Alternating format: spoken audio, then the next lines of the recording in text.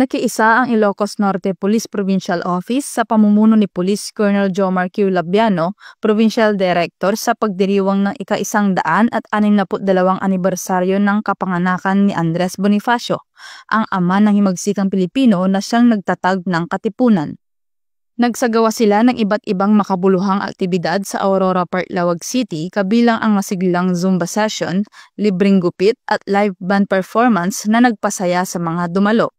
Pinalawig din ang selebrasyon sa pamamagitan ng isang coastal clean-up drive sa Barangay Suba, Paway, Ilocos Norte, katuwang ang Philippine Coast Guard, mga Force Multiplier, Peacekeeper Riders of Ilocos Norte at mga empleyado ng Suba Sand Dunes 4x4.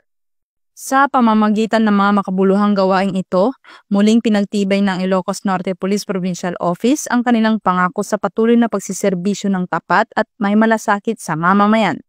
Katulad ng ipinamalas ni Andres Bonifacio, patuloy na isinusulong ng INPPO ang diwa ng malasakit at kabayanihan, mga halagang nagsisilbing gabay sa kanilang paglilingkod para sa komunidad.